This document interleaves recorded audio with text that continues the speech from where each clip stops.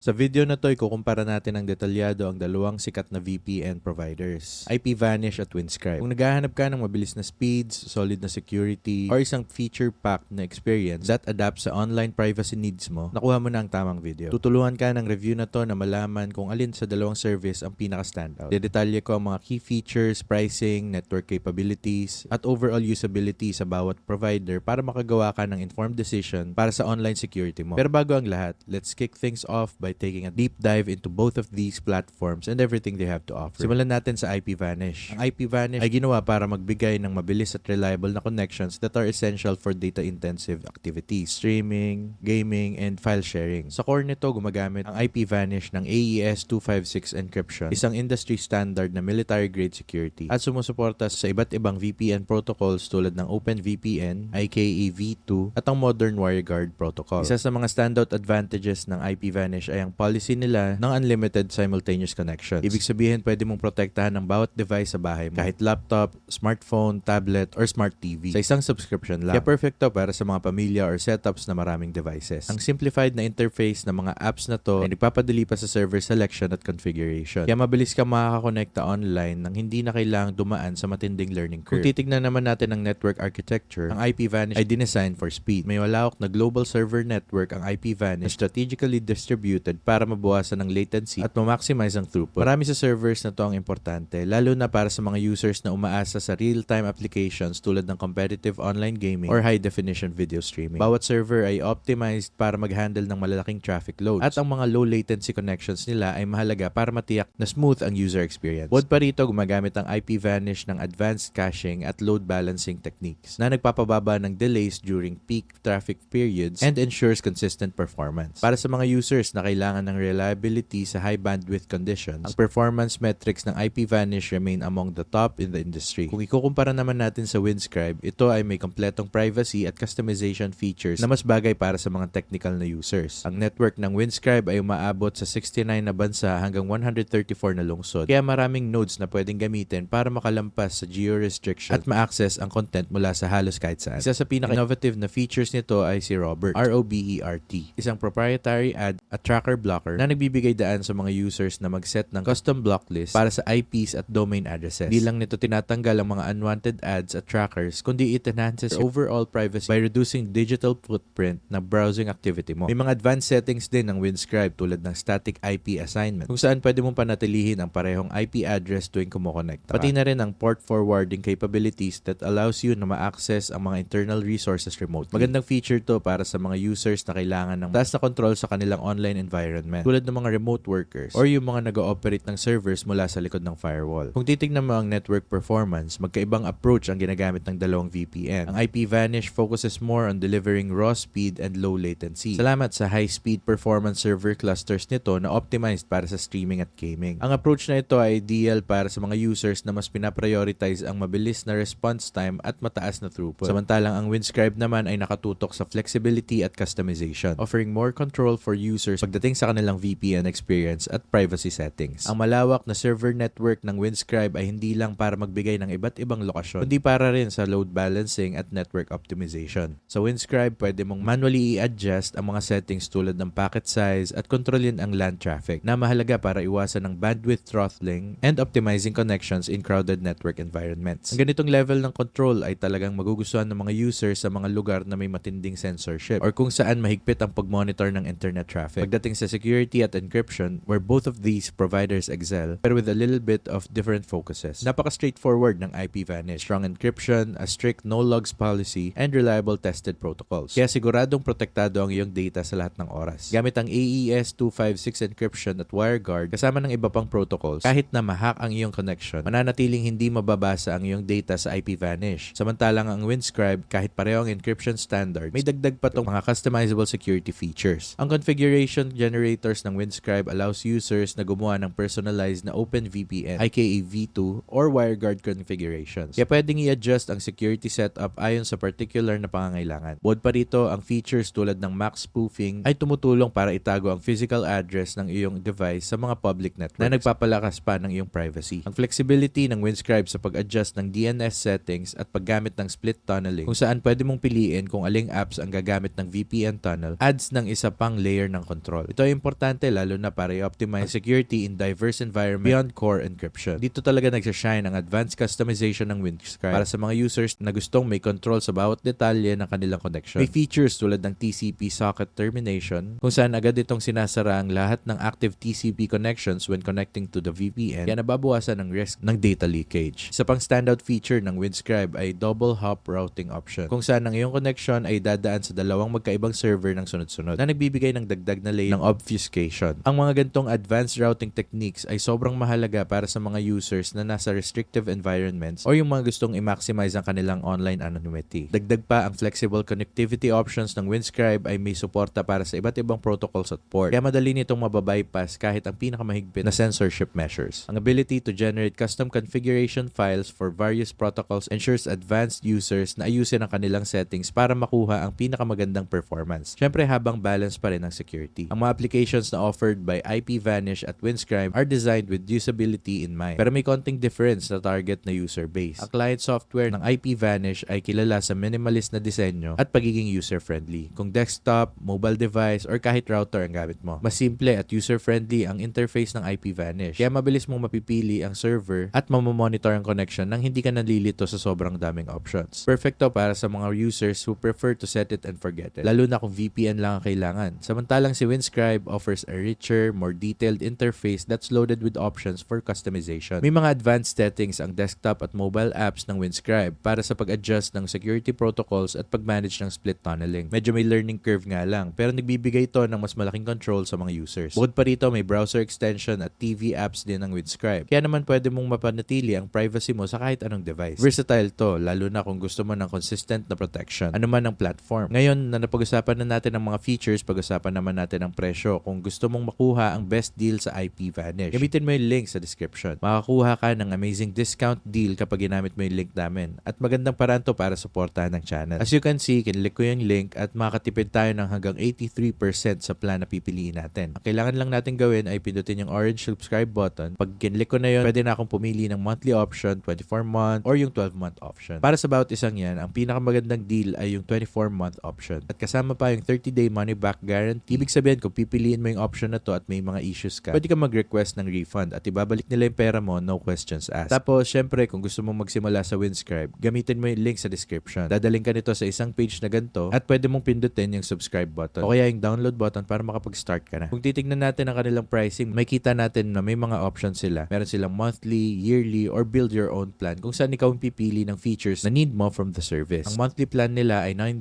kada buwan, while ang yearly plan naman nasa $5 kada buwan kapag binayaran ng yearly. May mga pros and cons ang bawat plan, pero para sa akin, okay naman yung monthly plan. Ano sa tingin mo? Let me know in the comments. Kung na-try mo na yung mga platforms na to at may thoughts kayo, don't forget to hit the like button and subscribe para hindi nyo ma-miss yung mga future videos namin. Kung gusto nyo mag-start with either of these, check nyo lang yung link sa description. Sana nag-enjoy kayo sa video and takits tayo on the next one.